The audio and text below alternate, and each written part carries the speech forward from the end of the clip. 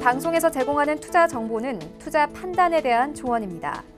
방송에서 제공하는 주식의 가치, 가격 상승 및 가격 하락에 대해서는 방송사에서 보장하지 않습니다.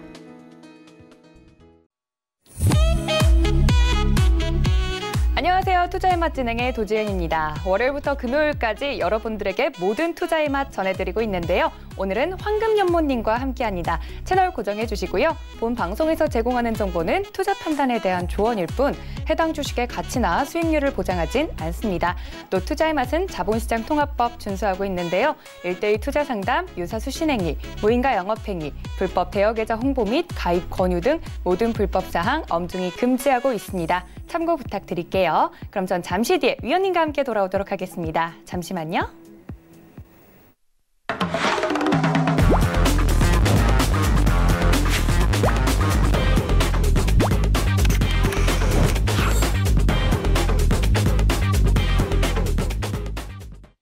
네, 오늘 이 시간 여러분들에게 투자의 맛 전해주실 황금연못님 나와 계십니다. 위원님, 안녕하세요. 안녕하십니까. 네, 제가 위원님의 강의 조회수를 보니까 이 재생 횟수가 다른 위원님들에 비해 정말 월등히 높더라고요. 그 비결이 뭐라고 생각하시나요? 비결이요? 뭐니 해도 네, 돈을 벌 수 있는 비결이 들어있어서 그러지 않을까 싶은데요. 네. 사실 지난주에 국내 선물과 항생을 이제 거래하는 방법을 알려드렸잖아요. 그렇죠. 저는 뭐 늘상 얘기하지만 실전을 직접적으로 한다. 이제 그런 한자 수거가 있는데 용어가 있는데 교학상장이라는 말이 있죠. 교학상장. 예. 가르치고 배우면서 같이 성장한다라는 뜻인데 사실 제가 여러분한테 이런 어떤 투자의 비결 또는 뭐 비법 이런 것들을 가르칠 때 그냥 하나의 어떤 이론으로만 있는 게 아니라 제가 직접 같이 또 회원분들하고 실전을 하다 보니까 그게 수익으로 이어지게 됩니다. 그래서 이 매매의 어떤 방식, 매매법은 상당히 유용하다라고 해서 저도 지난주 이어서 아마 오늘까지도 계속해서 동일한 방법으로 거래를 해봤는데 상당히 괜찮다. 저도 자꾸 더 돌려보셔야 됩니다. 이런 얘기를 하고 있습니다. 네, 맞습니다. 위원님께서는 정말 실전에 강한 매매 방법 저번 주부터 알려주시고 있는데요. 그 비결이 바로 이 위원님만의 팁이 있다는 거겠죠. 저희 방송 보시면서 위원님의 팁 알아가실 수 있는데요. 보시면서 궁금한 사항 있으신 분들은요.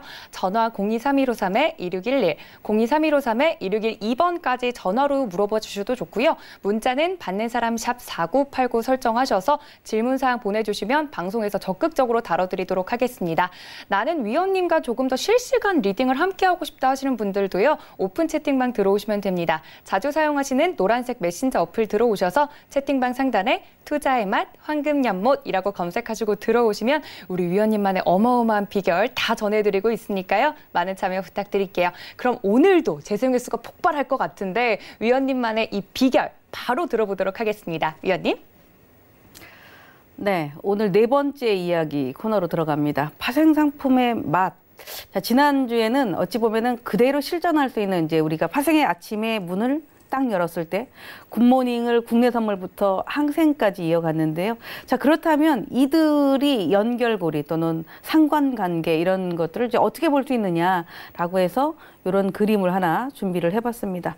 우리가 해외 선물의 키워드는 뭘까요? 해외 선물의 키워드는 뭐 오일입니다. 골드입니다. 이게 아니라 해외 선물의 키워드는 수익의 다양성입니다. 수익을 선물이라는 거가 양방향이라고 얘기하죠. 위로도 아래로도 거래를 할 수 있는 게 선물의 특징이다라고 볼 수 있는데 뭐 오늘은 뭐 그럭저럭입니다만 어저께 급락하는 지수를 봤었을 때 주식하는 분들은 또 마음이 상해집니다. 또 내 종목이 물리지 않았을까? 어떻게 해야 될까? 이럴 때 무엇을 투자해야 되나? 이런 고민을 하게 되는데 우리가 파생 상품을 저도 해외 선물에 대해서 나와서 늘상 얘기를 해드리고 여러분한테 설명을 드리고 또 장중 실시간을 하고 있지만 선물은 방향성 매매입니다. 방향성 안에 얼마나 많은 변동성 종목을 선택하고 또 그 수익을 거두냐 아니면 우리 지난번처럼 몸통만 가져올 수 있는 거래를 하느냐 이런 것들을 좀 찾아보셔야 되고 앞에 제가 이렇게 퍼즐처럼 해놨지만 사실 오늘은 지난주는 매매 그냥 직접적인 어떤 트레이딩이라면 오늘 같은 경우 제가 준비한 게 다이버전스라는 거를 준비를 해봤습니다. 자, 다이버전스가 뭘까요? 라고 많은 분들이 물어보십니다. 그 얘기는 잠시 후에 제가 쉽게 풀어가도록 하겠습니다. 자, 이 그림을 한번 보세요. 리스크는 낮추고 수익은 높여라. 자, 누구나 다 바람이죠. 정말 누구나 다 이렇게만 된다면 투자의 세계는 너무너무 쉽습니다. 그러나 거의 대다수의 많은 분들은 리스크를 높이고 투자 수익이 낮아 있습니다. 이게 현실이죠. 자, 우리가 파생상품의 맛을 끌어가는 이유는 뭘까요?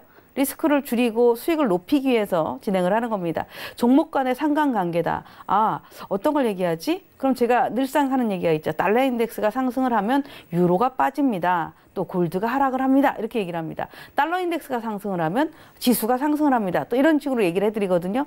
그게 100% 밀접한 관계를 이어간다기보단 연결고리, 하나의 어떤 끈의 역할을 해주기 때문에 그런 흐름들을 좀 보셔야 되는데, 자, 제가 요 내용을 펼쳐놓으면서 준비한 게 있습니다. 오늘은 이제 미증시가 해외 시장이 다 마감이 되면 내일 새벽 6시가 돼야지 다 종료가 되는데, 이제 본장 기준으로 마감됐었던 상품들의 특징을 정리를 좀 해봤습니다.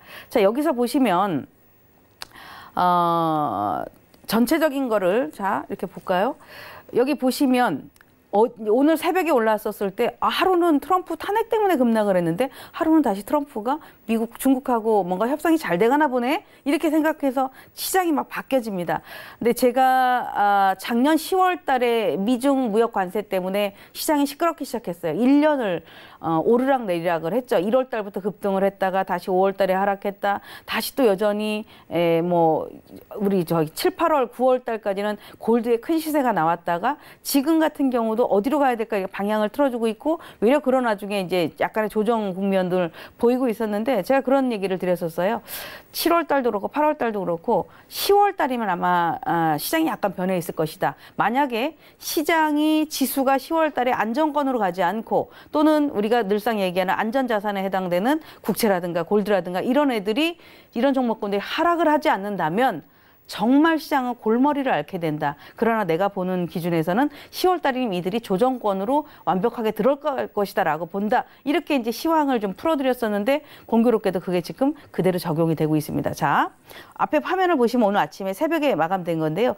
이 세 종목에서 다우, S&P, 나스닥입니다. 누가 제일 키가 컸을까요? 당연히 나스닥의 키가 제일 크죠. 밑에 보면 항생은 우리나라로 따진다면 야간 선물이죠. 야간 선물 때 급등을 합니다. 이거는 주간 마감이기 때문에 주간까지는 급락을 하다가 거의 한 9시, 10시가 넘어가면서부터 급등을 하기 시작하는데, 오늘도 우리가 9시 반이면 이제 GDP가 발표가 있듯이 쭉 이렇게 보다 보면 막대 그래프가 또 상단위로 올라와 있는 게 있습니다. 이게 뭐냐? 달러 인덱스입니다. 달러 인덱스가 하락을 하게 되면 이쪽에 있는, 이 우측에 있는 종목군들이 대부분이 상승을 하는데, 달러 인덱스가 상승하게 되면 지수와 관련 쪽들이 상승을 하게 되고 상대적으로 이런 종목들이 약세를 보입니다. 자, S&P, 나스닥이 상승을 하고 달러 인덱스가 상승을 했을 때 실질적으로 우리가 달러 인덱스는 거래를 하는 종목이 아닙니다. 밑에 보니까 누가 제일 많이 빠집니까? 달러 인덱스랑 같이 연동을 질 수 있는 건 유로 FX죠. 가장 크죠. 달러 인덱스의 달러 대비 유로의 가치가 떨어졌다는 얘기예요. 달러 대비 유로의 가치가 올라가면 달러 인덱스가 하락을 하고 유로가 급등을 하게 되는데, 이 그림이 있었고 그 옆으로 보면 옌, 오스트레일리아 달러, 30년 국채, 10년 국채, 이렇게 이들이 하락이 큽니다. 이들은 하락이, 자, 나스닥이 기술주라고 한다면 30년 국채는 10년보다도 30년 같은 경우 거래량이라든가 이런 거, 호가 변동 이런 것들이 굉장히 큰데, 이들을 무엇로 알 수 있냐면 이 흐름에서는 변동성이 크게 폭발했구나. 즉 거래량이 많지 않은, 나스닥도 거래가 많지 않고 30년도 거래가 많지 않은데, 안전자산과 위험자산에 놓고 봤었을 때 기술주에 아주 집중이 됐다라는 거, 그리고 안전자산의 약세, 매물이 상당히 많이 나왔다라는 거를 이렇게 볼 수 있습니다. 자, 그리고 다시 또 주요 상품들을 보시면 똑같습니다. 주요 상품들이 골드, 그렇게 잘 올라가던 골드가 1%, 2%대 하락을 하죠. 여기서도 거래량이 작고 변동성이 더 큰 실버가 훨씬 많이 하락을 합니다. 이제 우리 주식으로 따진다면 시장이 하락을 할 때 초창기엔 대형주가 하락을 조금 잡아줘요. 그러다 시장의 하락이 조금 더 기울어지면 소형주가 질세라 빠지게 되죠. 더 많이 빠지게 되거든요. 매수세가 들어오지 않기 때문에 이런 흐름과도 동일하다라고 보셔야 됩니다. 이런 흐름들이 전체적으로 유가도 빠지고 골드도 빠지고 은도 빠지고 쭉 이어졌었고, 이런 농수산물, 농산품 이런 쪽들은 뭐 큰 어떤 시장의 역할을 해주는 게 아니기 때문에 우리가 주요 역할을 봤었을 때는 오늘 아침에 새벽에 지수가 상승이 컸구나, 안전자산이 약세를 보였구나. 만일에 오늘 또 다른 어떤 큰 이슈가 있다면 안전자산이 급등을 해야 됐겠죠. 주식의 흐름으로 본다면 자, 이렇게 급등을 합니다. 이렇게 급등을 했는데 오늘 하루 종일 주간장 우리의 낮은 미국의 밤이 되고 우리의 밤은 미국의 낮이 되는데 이 조정하는 구간이 절반을 깨지 않고 어제 하루의 기준으로 본다면 깨지 않고 이렇게 언저리에 서 있다면 어떻게 되겠습니까? 추가적으로 상승하겠죠. 반면에 이렇게 급락을 합니다. 급락을 했는데 되돌려오는 오늘 하루 종일 어제 너무 많이 빠졌어. 올라와야 될 것 같아 라고 해서 되돌려오는 매수세가 이 정도를 파고 올라가면 이건 하락이 되지 않아. 이렇게 판단하게 되는데 지금 같은 경우 이렇게 빠져나놓고 되돌려오는 폭이 요 정도입니다. 이러면 어떻게 되겠어요? 매도세가 예를 들어 어제 기준으로 물려있는 매도세라면은 내 본전이 오지 않으니까 두려워서 매도가 나오게 되고 이미 그동안에 끌고 왔었던 매도 세력들은 조금만 올라와도 더 매도를 하겠다라는 그런 매도세가 커지게 되거든요. 그거를 우리가 나눌 수 있는 게 이렇게 일봉의 크기로 볼 수 있는 겁니다. 그래서 제가 앞에 그 퍼즐처럼 키워드를 만들어 놓고 상관관계를 보라라는 것은 달러 인덱스를 기준으로 어느 쪽으로 방향이 크게 움직였느냐. 자, 거기서 상품들은 어느 쪽 상품들이 예를 들어 골드냐 실버냐 또는 실버 같은 경우 이제 거래량이 이렇게 많지는 않아요. 뭐 30년물이냐 10년물이냐 또는 나스닥이냐 S&P냐 이렇게 기준을 잡고 본다면 시장의 어떤 본질을 찾는데 조금 더 폭이 조금 더 넓어지실 수 있다라는 그런 관점에서 제가 이렇게 등락류 차트를 가져와 봤습니다. 자, 이 기준은 사실 우리가 파생을 하는 데에 필요하지만 주식 다 뭐 연결고리가 없을 수가 없죠. 그리고 저처럼 이렇게 어떻게 보면 이제, 파생쟁이 이런 표현을 좀 쓰는데, 뼛속까지 파생이다. 뭐 이런 얘기를 하죠. 물론 약간의 파생이 한두 서려 있고 주식이 한두 서려 있고 이런 일을 많이 했던 사람들한테 이제 붙이는 어떻게 보면 표현 용어다라고도 볼 수 있는데 저 같은 경우 제가 우리 이 투자의 맛을 코너를 진행할 때 골목시장에 비유를 했었습니다. 왜냐하면 우리 그 백종원 대표 같은 경우 굉장히 오래된 정말 많은 가이드 역할을 해주는 분처럼 저도 이 시장에서 나름 주식시장부터 시작해서 파생시장까지 정말 참 오래된 그런 사람인데 어떻게 보면은 이제 전문가의 활동을 하고 있는 조금 젊은 친구들도 있을 수 있고 또는 투자에 접근을 하고자 하는 뭐 초보 투자자들도 있고 나름대로 오래된 투자자들도 있지만 그들보다는 제가 늘상 앞서가야 되죠. 앞서가는데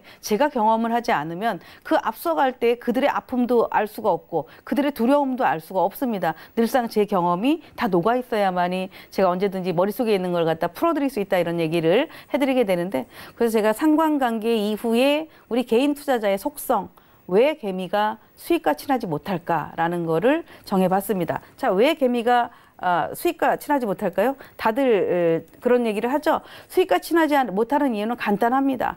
제일 문제가 뭐예요? 탐욕 심리. 이거 이만큼 갔는데 한번 쭉쭉 가볼까? 자, 길게 가는 거 굉장히 중요해요. 우리의 용어에 보면 트레일링 스탑이라는 얘기를 하죠. 트레일링. 내가 출발을 딱 했어. 수익이 이만큼 나는데 나는 빨리 팔고 나올 거야. 나는 100만 원을 벌었기 때문에 빨리 팔고 나올 거야. 이런 투자자들이 있는 반면에 100만 원 괜찮은데 이거 200만 원, 300만 원, 1000만 원도 벌 수 있어. 요게 이제 선물 시장의 어떻게 보면 장점이거든요. 그런 거가 있다 보니까 멈추지 않고 더 가고 싶은데 갔다가 도로함이 타불이 되는 경우가 굉장히 많습니다. 왜냐하면 트레일링 스탑. 내가 상승을 한다면 어디까지 방어를 치겠어? 내 수익을 지킬 수 있는 거가 어디까지겠어? 라는 거를 지키는 기준을 남겨놓고 나머지는 조금 어떻게 보면 열어놓을 수 있고 아니면 나는 그런 거 다 필요 없고 어느 정도 구간까지만 내 목표가 뭐 1일 3%다 또는 5%다 또는 뭐 금액으로 따진다면 50만 원이다 100만 원이다라고 한다면 그 기준에 맞추면 물러서야 되는 거거든요. 그런데 대다수는 탐욕 심리가 들어섭니다. 자, 이 탐욕 심리는 주식 특히 파생을 하는 분들한테 아주 필수 조건이에요. 이거 없으면 안 되죠. 파생하는 사람이 맨날 10만 원 벌려고 파생합니까? 나름대로 돈도 좀 벌으려고 하거든요. 근데 이 탐욕 심리가 없으면 안 되지만 그 탐욕 심리가 어디서 나오느냐예요. 오늘 제가 다이버전스를 준비했다라는 얘기했죠. 다이버전스라는 것은 진행 과정에서 나오지 않습니다. 일봉으로 따진다면 일봉에선 잘 나오진 않아요. 일봉으로 따진다면 어느 큰 변곡점. 자, 우리가 주로 파생 거래를 한다면은 분봉에서 거래를 하게 되죠. 분봉이나 틱봉을 가지고 할 때에 과연 변곡점, 즉 다이버전스가 어디에서 발생되는가 이런 것들을 이제 보기 위한 건데 이 탐욕 심리라는 것은 필수 조건이다. 없으면 안 된다. 그런데 이 탐욕 심리라는 것이 필수 조건인 것은 아는데 중요한 건 아무 데서나 필수 조건이 되면 안 된다. 예를 들어서 이렇게 이제 상승을 한다라고 가정을 합니다. 탐욕 심리가 여기 기준으로 따진다면 대부분이 보통 뭐 우리가 이렇게 골든 크로스가 딱 났다라고 가정을 해봐요. 그럼 여기서는 대다수가 못해요. 나는 꼭 바닥에서 먹어야 돼. 바닥에서 진입해야 돼. 이런 심리 때문에 못하는 사람들이 있는 반면에 보통 우리 이렇게 상승할 때 이제 이렇게 그 휩소라고 하죠. 이렇게 가다가 이렇게 톱니바퀴처럼 왔다 갔다 합니다. 그런데 그 왔다 갔다 하더라도 반드시 이렇게 기준선이 있어야 되는데 이 탐욕 심리가 여기도 괜찮고 여기까지도 괜찮은데 참다 또는 늦게 발견해서 여기서 들어가게 됩니다. 그러면 어떻게 돼요? 이게 탐욕이야. 자기가 주체하지 못하는 저 수익의 그 수익이 나만 두고 달아날까봐 뒤늦게 잡아버리게 됩니다. 그리고 얘가 저점 대비 또는 고점 대비 얼만큼이 급등락이 있는지를 생각하지 않고 들어가기 때문에 들어가고 놓고 나면 그 다음에 발생되는 게 뭐냐? 공포 심리가 발생을 하는 겁니다. 자, 이게 내가 잘 들어간 것 같아. 괜찮은 것 같은데 일봉도 보고 괜찮아. 나 이 정도 추세라면 내가 리스크를 어디까지만 잡고 갈 거야. 이런 마인드가 있는 분들은 그냥 쭉 가져갈 수 있는데 뒤늦게 덜컥 여기서 물리고 들어가서 이제 변동이 심하니까 손실이 보고 나면 어떻게 되냐. 공포심리가 들어오죠. 공포심리라는 것은 언제 돼요? 혹시 이게 급등을 하는 거 아닌가? 급락을 하는 거 아닌가? 이런 어떤 두려움이 생기기 때문에 이 탐욕심리를 제어하지 못하고, 이건 저도 해당이 돼요. 누구나 다 해당이 됩니다. 탐욕심리를 제어하지 못하고 공포심리를 이겨내지 못하기 때문에 개미가 수익과 친하지 못하는 이유가 된다라고 보시면 됩니다. 개미 투자자들의 속성이죠. 우리들의 속성이라고 생각하시면 되는데 이런 것들이 이제 벗어나야 되는데 그게 잘 안 돼서 여러분들이 최소한 저한테 이렇게 듣고 또 배우고 그걸 수익으로 그대로 이어가려면 과연 내가 어느 구간에서 탐욕을 부려야 될지 아니면 정말 내가 어느 구간에서는 공포 때문에 빨리 나와야 될지 이런 것들을 좀 배워가야 되지 않을까 싶습니다. 그래서 늘상 이거는 뭐 저의 용어라고 제가 항상 얘기를 하는데 매수는 시가가 아니라 시간인데요. 니은이 빠졌습니다. 매수는 시간 틱을 먹는 매매요. 매도는 속도 한 방이다. 매수는 천천히 물려있는 사람들이 있기 때문에 그 매물을 소화를 하고 가서 소화를 하고 흔들어 놓고 또 소화를 하고 흔들어 놓고 가면서 어느 날 시간을 보니까 뭐가 생깁니까? 저점이 높아진다는 얘기를 하죠. 뭔가 하락을 한 것 같은데도 갔다가 내려오고 하는데도 저점이 계속 높아졌구나. 이래서 시간을 먹는 게임이라고 하는구나. 왜? 올라갔다가도 여기 매물 때문에 소화를 하고 다시 올라가고 또 여기서 매물 받고 왔다가 또 소화를 받고 또 가고 이런 흐름이 나오거든요. 그래서 매수는 주식도 마찬가지입니다. 오름 100일 내림 10일 이런 얘기를 하잖아요. 매수는 시간, 틱, 우리 같은 경우는 틱 거래라든가 분 거래를 하다 보니까 틱을 먹는 매매요. 매도는 속도, 가속이보다 온 동네 사람을 다 싣고 매도라는 건 성공이 될 수가 없습니다. 모두가 다 앉게 되면 매도는 내려가질 않게 되죠. 그래서 매도는 빠르게 움직이게 되고 한 방이다라는 표현을 하게 되는데 우리 최소한 파생을 하시는 분들, 우리 여러분들이 파생 투자를 하신다면 최소한 매수는 시간을 먹는 게임이요. 매도는 한 방이다. 이게 그래서 나오는 얘기구나라는 거를 좀 이해를 하셔야 되지 않을까 싶습니다. 자, 오늘 제가 본격적으로 수익을 만나는 신호에 대한 얘기를 해드렸는데 사실 오늘 급하게 막 차트를 만들어서 어쩌면 제가 이제 본 차트를 열어놓고 좀 해드려야 될 것 같아요. 수익을 가져다주는 시그널이라는 표현을 씁니다. 다이버전스를 주식하시는 분들도 굉장히 유용하거든요. 모든 지표는 MACD는 주식에만 쓰고 파생에 쓰지 않는다. 아니죠. 스토캐스틱도 주식에다 쓰고 파생에다 쓰고 다 쓰는데 그 요리, 레시피, 그러니까 어떻게 보면 이제 지표 값이죠. 그 지표 값들을 어떻게 잘 활용하느냐. 자, 다이버전스라면은 주식에서는 일봉에다 활용을 한다면 파생에서는 분봉에다 활용을 해야만이 투자 수익을 높일 수 있거든요. 그 맛을 어느 코너에다가 집어넣느냐에 따라서 달라지게 됩니다. 그래서 우리가 파생을 하시는 분들이 다이버전스를 한다면 일봉에다가 적용하려고 하지 마시고 일봉은 그동안에 올라왔었던 지수가 상승, 즉 상승 시도를 한다면 상승으로 양봉이 꾸준히 올라가는 거죠. 하락 장악형 같은 경우 어제 발생을 했거든요. 골드, 뭐 국채 이런 쪽에서 발생을 합니다. 하락 장악형은 뭐예요? 양봉을 음봉이 다 커버해 버리는 겁니다. 흡수를 해버리니까 매수세가 꼼짝을 못하게 해놓는 거죠. 매도세가 워낙 강하니까 이런 경우가 하락 장악형이 되는 거고, 상대적으로 음봉이 이렇게 있었을 때 다시 강한 양봉이 중간에 뜨지도 않고 초반부터 시작해서 다 끌어안게 되면 상승 장악형이 만들어집니다. 이런 것들은 이제 일봉에서 나누셔야 되는 거고, 지금 말씀드리는 것은 분봉을 기준으로 내가 분을 크게 볼 것이냐 아니면 작게 볼 것이냐, 여기에 기준을 놓고 보는데, 작게 보는 것은 자주 발생할 수 있지만 그렇게 신뢰성이 높지는 않다라는 거, 그 정도는 알아두셔야 될 것 같습니다. 자, 다이버전스에 대한 뜻. 다이버전스는 서로 다르게 움직이는 현상이다. 주가 종목, 이제 시세라고 할 수 있죠. 시세의 추세, 진행 가속도가 감소하는 현상을 말하며 추세 전환 파악이 용이하다라고 얘기를 합니다. 자, 무슨 얘기냐 하면, 이 다이버전스는 지금 이렇게 보시면, 자, 주가의 추세 진행 가속도라고 썼죠. 진행 가속도. 예를 들어서 주가는 이렇게 상승을 합니다. 이제 일직선은 상승하지 않죠. 상승을 하고 뭐 그 안에는 뭐 많아요. 그냥 곱게 가는 게 아니라 뭐 이러고 가죠. 이러고 가는데, 이 올라가는 속도가 일정 부분 이렇게 올라가다가 이렇게 올라갑니다. 이렇게 천천히 돼요, 가속이.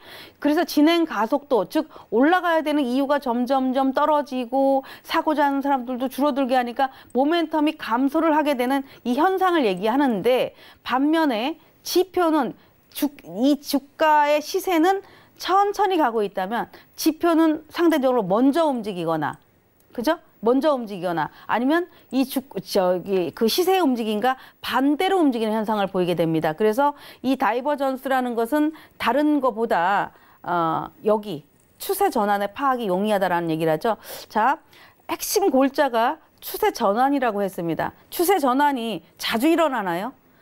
23시간이라는 시간 안에 우리는 하루에 굿모닝을 3번 한다라는 얘기를 했죠. 아침에 국내 선물 시작할 때 2시간, 이때 집중하자. 자, 오후에 유럽장 출발할 때 2시간, 이때 또 두 번째 굿모닝. 세 번째 굿모닝은 이제 미장이 출발하는데, 미장 출발하는 시간에 굿모닝을 또 집중한다. 이거에 대한 거가 이제 3번입니다. 자, 3번의 아침 인사를 하는 이 시간을 기준으로 전환 파악을 하는 거예요. 아, 골드가 하락으로 갈지 아니면 나스닥이 상승으로 갈지, 이 전환점을 파악하는데 아주 용이하기 때문에 지금 오늘 제가 사실은 우리 회원분들한테도 내가 항생을 좀 더 얘기를 해줘야 될 것 같아 라고 했는데 시간이 많지 않을 것 같아서 혹시 이제 끝에 남는다면 해드려도, 그렇지 않으면 요걸 가지고, 이렇게 다이버전스를 가지고 오늘 우리가 쭉 보는 분 차트, 어저께 변동성이 많았었으니까 어디서 발생했는지 이런 것들까지 같이 찾아보도록 하겠습니다. 자, 여기 보시면 이제 예를 다 해드렸어요. 이 다이버전스가 가장 많이 쓰는 다이버전스예요. 이 내용이 보면 일반 약세 다이버전스, 일반 강세 다이버전스, 이렇게 제가 표기를 해놨습니다. 자, 일반 약세 강세, 그러니까 대중적으로 평균적으로 누구나 다 쓰는 건데, 여기를 잘 보세요. 주식하시는 분들 이 방송 보신다면 상당히 중요할 것 같습니다. 왜냐하면 최근에 이제 조정이 약간 있었기 때문에 내 종목이 일봉에서 저런 모양이었었구나, 그럼 약세로 전환하는 거구나, 내가 비중을 줄여야지, 이런 어떤 기준이 세워져야 되거든요. 늘상 누구한테만 의존하려고 하지 말고 자기 스스로도 자꾸 보고 판단할 수가 있어야 됩니다. 자, 주가는 주식으로 따진다면 주가라는 표현을 써야 되고요. 우리 이제 파상으로 따진다면 시세라는 표현을 써야 됩니다. 시세의 고점은 이렇게 상승을 해요. 여기 가격보다 당연히 여기서 출발이니까 여기 가격과 그 다음 가격은 당연히 높아. 이 가격보다도 이 가격이 당연히 높으니까 수익은 당연히 받죠. 그런데 누군가가 여기서도 수익이 좋으니까 갖고 있어야지, 난 더 갈 거야, 눌림목 조정이 와도 내가 산 가격을 가지 않았으니까 난 더 갈 거야 라고 했는데, 여기 와서 가지고 있는데 뭔가 자꾸 부딪힘이 있고 막 불편한 거예요. 이거 팔아야 될까? 이렇게 내가 들고 있는데 더 가는 거 아닐까? 팔고 나서 내가 또 사는 거 아닐까? 막 이런 어떤 갈등 관리가 막 생깁니다. 그때 여러분들이 만약에 나는 MACD를 보고 있어, 또는 나는 프라이스 오실레이터를 보고 있어, 나는 또는 RSI를 보고 있어 라고 해서 굵직굵직한 지표를 보고 있는데, 시세는 이렇게 상승을 했는데 지표는 보조지표는 이렇게 내려가고 있다면 뭐가 돼요? 약세 다이버전스가 발생하고 있다라고 보셔야 되는 겁니다. 즉 올라가고 있기 때문에 서서히 시세가 전환하지 못하고 약세 기운이 나오고 있기 때문에 약세 다이버전스가 발생하고 있다라고 볼 수 있고 보조지표의 고점 하락을 논할 수가 있다라고 보여집니다. 반면에 일반 강세 다이버전스는 주가의 하락은 이렇게 계속 하락을 하죠. 자, 이렇게 쭉 하락을 합니다. 하락을 하는데 지표는 상대적으로 보조지표는 상승을 하죠. 이 앞에 거랑 반대죠. 주가는 계속 하락하고 있는데 지표는 더 빠지지 않고 조금 올라오고 있다는 얘기는 우리가 이제 그런 표현을 쓰잖아요. 아, 매집이 좀 되고 있어. 이런 표현을 하거든요. 그래서 어느 종목이든 간에 뭔가 시세에 좀 바닥을 막 통과하는 것 같다라고 한다면 아, 저점과 고점, 즉 전환점, 변곡점을 찾는 데 중요하다라고 보여지기 때문에 이런 것들은 다이버전스 유형은 반드시 알아둘 필요가 있고요. 요것도 이제 뭐 약세 다이버전스 앞에서는 이제 강세 다이버전스에 대한 얘기했지만 거의 같은 역할이다라고 보셔야 됩니다. 그러니까 주가는 상승하는데 지표는 오르지 못한다. 또는 주가는 하락하는데 지표가 오른다라고 한다면 뭔가 전환점이 되고 있다라고 보시면 되고, 네, 제가 잠깐 너무 열강을 한 것 같아요. 잠깐 한번 받아주시겠어요? 네, 맞습니다. 위원님께서 지금 목이 탈 정도로 정말 열강을 해주고 계시는데요. 오늘도 동영상 다시 보기 이제 조회수가 터질 것 같은 예감이 듭니다. 이렇게 위원님과 함께 실시간 리딩 함께 해보실 수 있는 방법 다시 한번 알려드릴게요. 오픈 채팅방 들어오시면 됩니다. 오픈 채팅방 들어오셔도 상관없으시고요. 또 자주 사용하시는 노란색 메신저 어플 있으시죠? 들어오시면 클릭하시고 들어오시면요. 돋보기 아이콘 누르시고 투자의 맛, 우리 황금 연못이라고 검색하시고 들어오시면 오픈 채팅방 이용하실 수 있습니다. 위원님께서 이렇게 실시간 리딩 함께 하시면서 여러분들에게 어떻게 하면 더 수익을 낼 수 있을까 항상 고민하고 계신다고 하니까요. 많은 참여 부탁드릴게요. 자, 그럼 우리 위원님께서 뒤에 또 준비한 내용이 많다고 하니까요. 위원님 바로 또 만나보도록 하겠습니다. 위원님. 네. 네, 준비되셨나요, 위원님? 네네. 자, 여기에 제가 이제 이게 우리가 보통 용어로 다이버전스 이렇게 표현을 하지만 사실 여러분들이 많이 듣는 건 쌍봉 또는 뭐 삼산 또는 헤드앤숄더 이런 표현을 많이 들으셨을 겁니다. 그래서 여기에 이제 갖다가 보조지표랑 같이 엮어서 넣어보니까 다이버전스가 발생했다, 뭐 발생하지 않았다, 뭐 이런 얘기를 하게 되는데 거의 같아요. 앞에서는 이중 약세 다이버전스, 이중 강세 다이버전스가 나왔다면 지금 이 흐름은 삼중 약세 다이버전스가 발생하기도 하고 삼중 강세 다이버전스가 발생하는데 똑같아. 주가는 올라가고, 그죠? 네, 주가는 올라가고 지표는 내려가는, 주가는 올라가고 지표는 내려가는, 다시 주가는 내려가고 지표는 올라가는 이런 그 정점, 그러니까 전환점이 만들어지기 때문에 다이버전스 유형을 재미삼아 이것도 발생했네 또는 얘도 발생했네 이렇게 찾아보시면은 또 하나의 어떻게 매력을 좀 느낄 수 있기 때문에 사실 돈을 벌어야 돼 뭐 이러고 하면 돈이 잘 안 벌리죠. 달아나죠. 제가 그런 얘기를 합니다. 돈은 발이 4개라서 사람은 발이 2개인데 사람이 아무리 쫓아가도 따라갈 수가 없다 이런 얘기를 하는 것처럼 수익을 내고자 한다면 내가 어느 정도 좀 이해를 하고 거기에 대한 어떤 환경을 보고 들어간다면 마음에 어떻게 보면 그 여유 이런 것도 충분히 좀 나올 수 있는데 여러분들이 이런 지난주에는 제가 마디를 가지고 설명을 해드렸다면 오늘 같은 경우는 다이버전스를 놓고 봤었을 때에 내가 30분 차트로 놓고 봤었을 때 다이버전스를 활용하니까 참 괜찮더라 이런 얘기를 좀 하실 수 있지 않을까 싶습니다. 자, 그리고 네. 요게 사실은 제가 이게 이제 카페에다가 똑같은 쌍봉, 삼산, 그러니까 삼산이라는 얘기가 헤드앤숄더 오른쪽 어깨가 왼쪽 어깨가 오른쪽 어깨보다 낮아 있거나 비슷하거나 이런 거를 우리가 삼산이라고 하거든요. 그래서 지난번에도 저도 나름대로 골드를 펴놓고 이 패턴하고 그대로 그려가 보니까 아주 정말 그 긴 시간 동안에도 정말 포인트를 잘 잡아낼 수 있구나라는 걸 볼 수 있는데 앞에서 다이버전스를 적용을 하실 때 이렇게 쌍봉이나 그러니까 헤드앤숄더 패턴, 삼산 패턴을 갖다 놓고 주가의 흐름을 적용하고 밑에 보조지표를 갖다가 설정을 해놓는다면 훨씬 더 좋은 그런 그림을 만나볼 수 있지 않을까 싶습니다. 자, 제가 이거는 뭐 우리 제가 조금 이따 차트를 좀 보여드릴 건데 세 가지를 해왔어요. 어저께 이제 변곡이 많았는데요. 자, 여기에 나와 있는 이 화살표들은 보지 마시고, 화살표라는 것은 어차피 전환점에 나오는 건데, 자, 여기서 잘 보시면 제가 이렇게 줄을 좀 그어 놓은 게 있습니다. 자, 여기서부터 여기까지의 흐름인데요. 자, 이 흐름을 잘 보세요. 이때의 N이 9,370대입니다.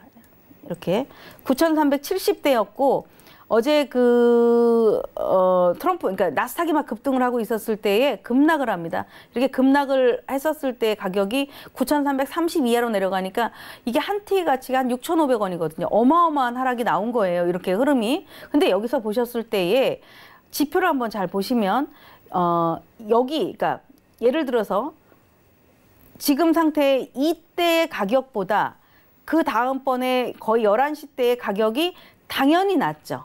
당연히 낮습니다. 당연히 낮으면 지표도 여기처럼 이렇게 당연히 낮아야 되는 겁니다. 그죠? 앞에 가격보다 뒤에 가격이 더 낮은데 지표가 만약에 여기 오실레이터가 이렇게 되어 있는데 이 앞에 오실레이터보다 얘 오실레이터가 이렇게 작게 나오면 뭐가 돼요? 상승 다이버전스가 발생하네? 이렇게 표현하겠죠. 그죠?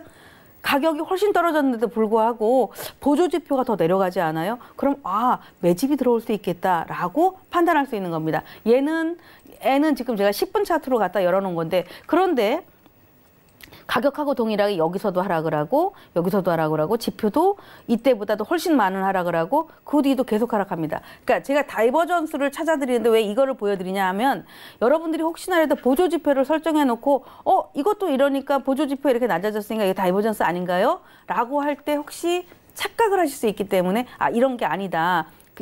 지금의 현재의 가격을 N을 보시게 된다면은, 이제 제가 차트로 들어가 볼게요. N을 보시게 된다면 그때의 가격하고 지표하고가 달라지게 나오겠죠. 자, 다음 걸 한번 봅니다. 골드입니다. 자, 골드를 보시게 되면 골드도 어저께 거의 한 11시부터 아주 급락을 했습니다. 자, 여기서 나오죠. 다이버전스가. 골드의 흐름이 1540, 그러니까 제가 이제 골드 같은 경우는 1515, 1525, 1535, 1545 이렇게 100틱씩 끊어드립니다. 왜냐하면 그 자리가 굉장히 중요하거든요. 1545대가 사실은 넘기가 되게 힘들다라는 걸 판단을 해요. 이거는 9월 초에 형성됐었고 아주 시세가 하루에 정말 멈추지 않는 말처럼 달렸었거든요. 그때의 고점을 알렸던 때가 1550 라인이었기 때문에 1550, 1540은 굉장히 올라가기 힘든 자리라고 보셔야 됩니다. 그래서 결국에는 이제 주춤주춤거리고 올라오다가 1545 상까지 왔습니다. 자, 이때 가격을 보시면, 자, 네. 자, 여기서 보시면 수직 급등을 하죠. 여기서 수직 급등을 하고 한번 눌러줍니다. 자, 여기 가격. 요때의 가격보다 그 다음 가격이 살짝 높습니다. 그죠? 근데 지표는 볼 수가 없잖아요. 살짝 높고 또 한 번의 가격이 여기서 비슷하거나, 앞에서 우리가 3중 다이버전스 얘기하죠. 그러니까 산으로 따지면 3번의 산이 만들어지게 되는데, 이렇게 산을 3번을 만들 때에 지표를 보게 되면 이 지표가 앞에보다 이렇게 내려오죠. 그래서 이렇게 내려옵니다. 내려오는데, 자, 앞에서 뭐라 그랬어요? 주가는 같거나 비슷한데, 상승을 하거나 같거나 비슷한데 지표가 낮아져 있다. 전형적이죠. 앞에 이렇게 급등했었을 때 오실레이터가 이렇게 크게 올라가 놓고, 두 번째 비슷하거나, 세 번째죠. 여기 X표 자리, 요 자리입니다.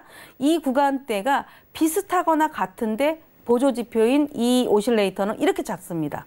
자, 잘 보이실까요? 이렇게 작다는 얘기는 보시다시피 다이버전스가 이렇게 발생했다는 얘기예요. 지표가 발생을 하니까 가격이 여기까지의 가격과 여기까지의 가격에서 같거나 비슷한데 지표는 현저히 줄어들었다. 그죠? 현저히 줄어들어놓고 어떻게 됐어요? 1540부터 시작해서 1511까지 얼마가 되면 300틱이 급락을 합니다. 물론 나스닥이 상승을 하니까 당연히 골드 같은 안전자산은 하락을 할 수 있는데, 이 기준을 놓고 나는 오로지 시세의 캔들과 호가만 보고 있다면 얘가 밑에가 안 보였을 거예요. 자, 지나간 거지만 제 나름대로 이런 다이버전스가 있기 때문에 매도를 얘기할 수 있고, 사실 어제 제가 1535에 계속 장중 방송에 9시 반부터 골드 매도다.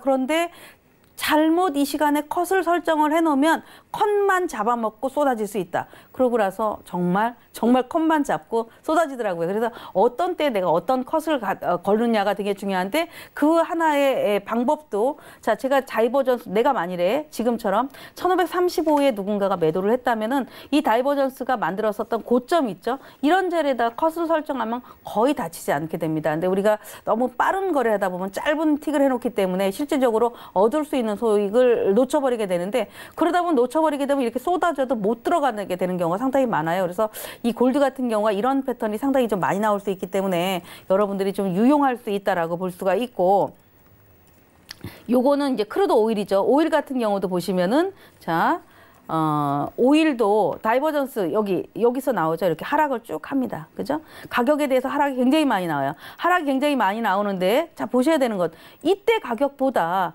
당연히 이때 가격이 낮습니다. 57.802 그죠?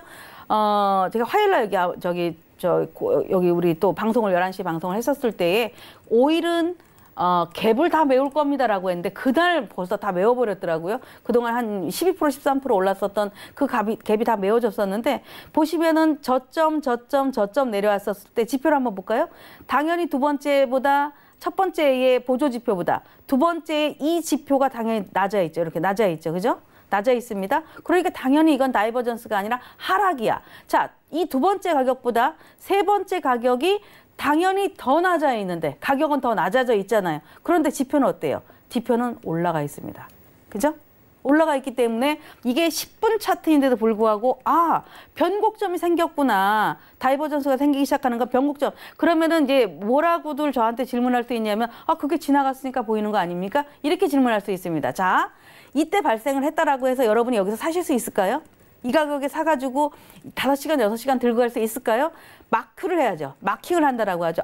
다이버전스가 발생하는 것 같아.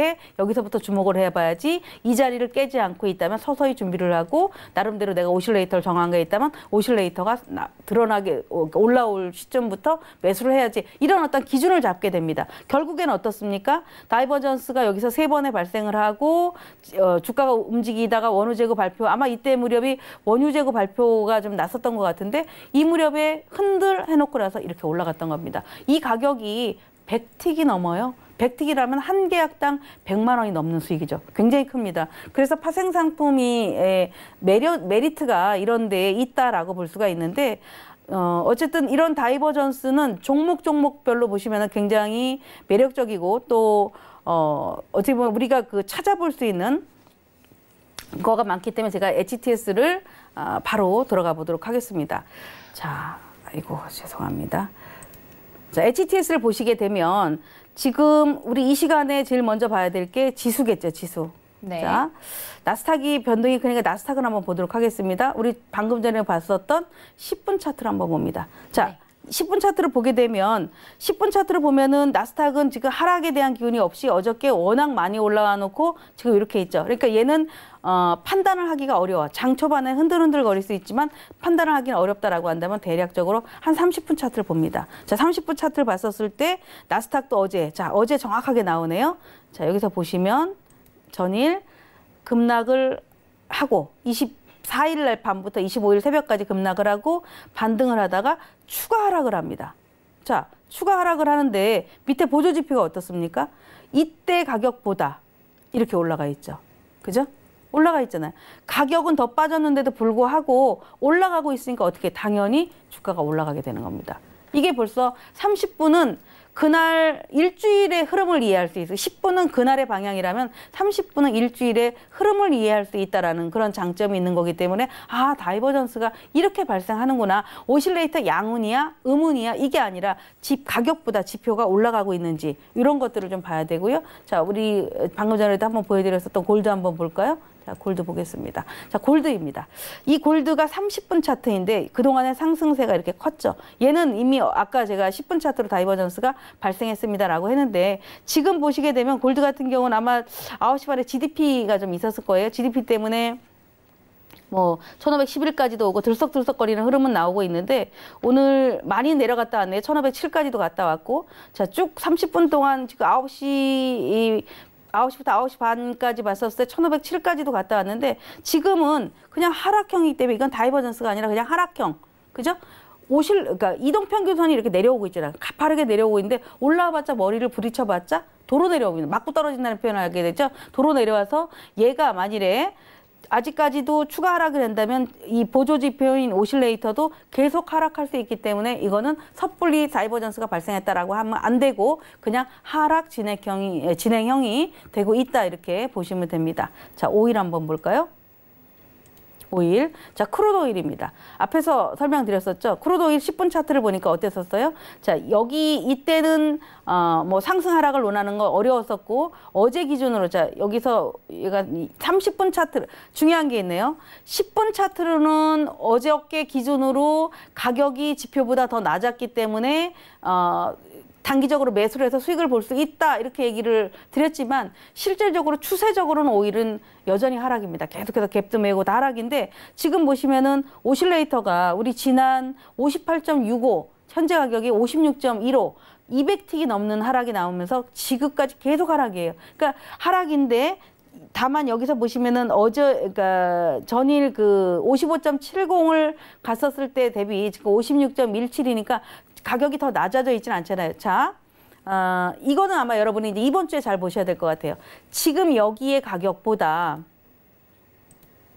이 가격보다 보조지표는 당연히 더 낮아져 있습니다. 만일에 이 유가가 이 저점인 55.7 이하로 내려갔는데 밑에 내려오고 있는 이 오실레이터 음전환된 보조지표가 더 내려오지 않는다면 55.70, 55불대에서는 어느 정도 오일은 바닥이 왔구나 이렇게 판단을 해야 됩니다. 야, 여기서 또 깨면 50불로 갈 거야. 이게 아니라 지표는 막 쏟아졌어요. 주가도 같이 쏟아졌어. 근데 얘가 가격은 더 빠지고 있는데 지표가 더 이상 빠지지 않고 있다. 이러면 이런 어떤 기준을 정하셔야 되는 거고. 자, 또 하나 우리 이제 국채 같은 거 잘 안 하시는 분들도 많지만 실질적으로 시장 때문에 많이 보시게 되는데 자, 국채의 흐름입니다. 얘도 마찬가지로 골드랑 비슷하죠. 지금까지 상승이 계속 갔었어요. 상승이 계속 하는데 미국이 GDP가 발표할 때 갑자기 GDP가 너무 좋겠습니까? 당연히 안 좋게 나오겠죠.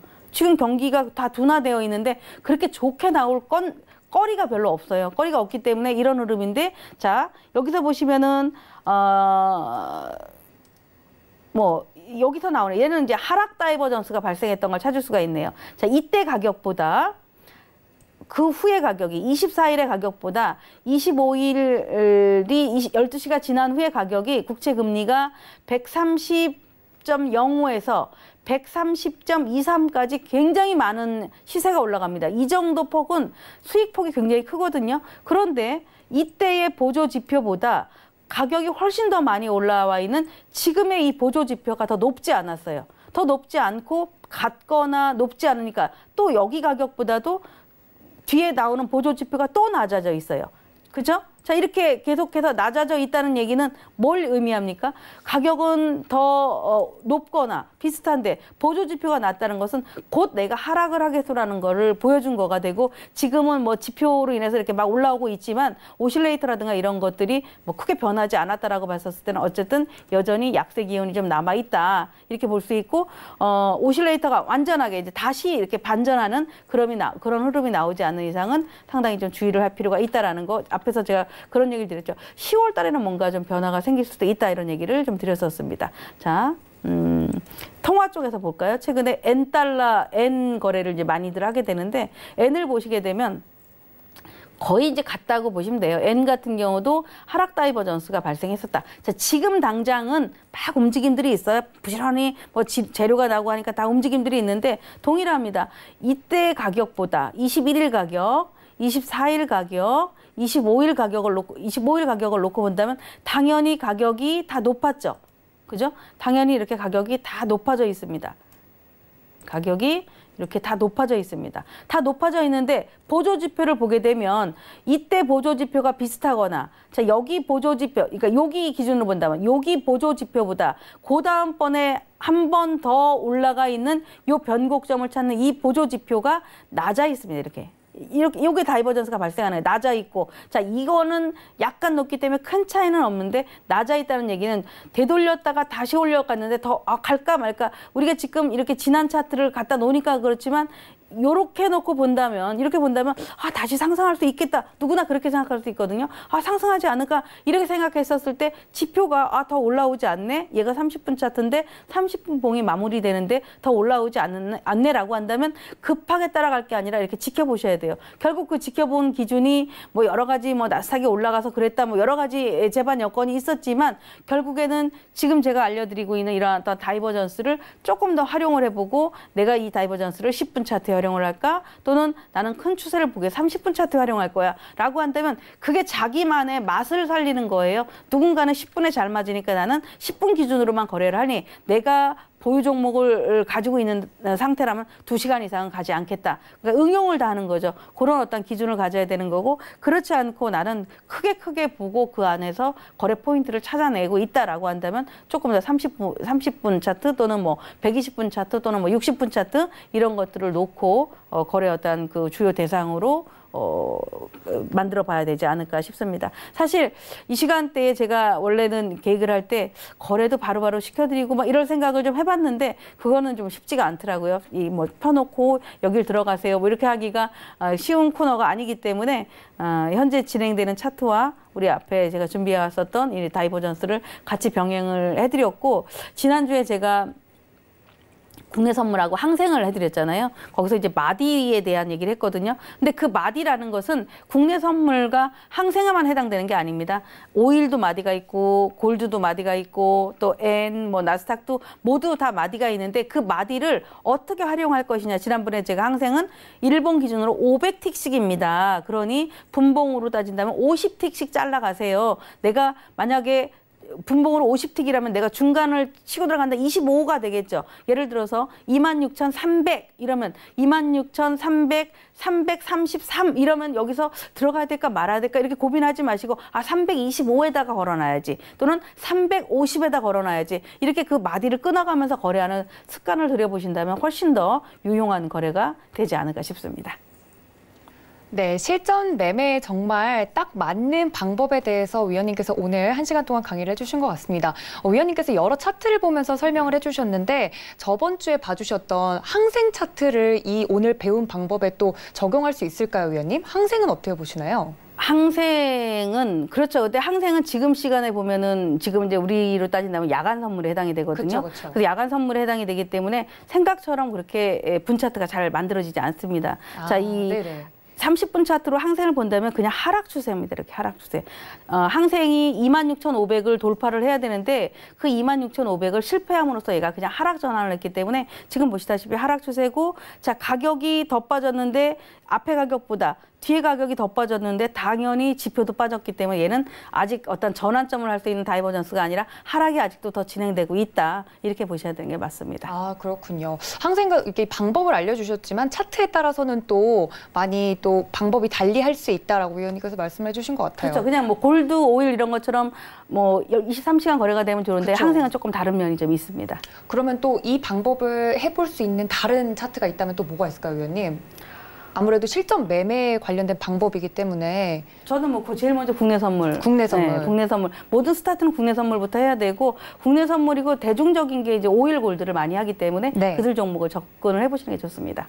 네, 알겠습니다. 위원님께서 오늘 1시간 동안 여러분들께서 실제로 매매를 할 때 적용해 볼 수 있는 방법 설명해 주셨으니까 꼭 참고해 보시면 좋을 것 같고요. 또 이런 황금 같은 위원님의 강연을 오프라인에서 볼 수 있는 방법이 있다고 하는데 그 얘기 네. 좀 살짝 해주세요, 위원님. 예, 제가 대강연회를 한 지 꽤 오래됐습니다. 그래서 얼마나 오래되셨나요? 꽤 된 것 같아요. 저기 여기 이제 작은 세미나는 자주 했는데 네. 큰 세미나를 한 지 꽤 오래돼서 이번에 10월 19일 날 한국화재보험협회, 여의도 화재보험협회에서 2시에서 진행을 좀 할 계획을 하고 있고요. 나름대로 제가 준비를 굉장히 지금 이렇게 방송도 하고 있지만 어떻게 수익을 잘 낼 수 있는지 수익에 대한 어떤 결정체 이런 것들을 좀 많이 준비를 해보려고 하는데 나를 좀 날짜를 비우셔서 여러분들이 강연에 참석을 해보신다면 좋은 또 선물을 받아가실 수 있지 않을까 싶습니다. 네, 맞습니다. 250명까지는 선착순으로 무료로 이용해 보실 수 있다고 하니까 꼭 참여해 보시면 좋을 것 같고요. 1시간 동안 또 이렇게 투자의 맛 전해주신 우리 황금연못 위원님께 다시 한번 감사 인사드리도록 하겠습니다. 위원님 감사합니다. 감사합니다. 네, 저는 다음 이 시간 더욱더 다양한 투자의 맛으로 여러분들 찾아뵙도록 하겠습니다. 1시간 동안 시청해주신 여러분 고맙습니다.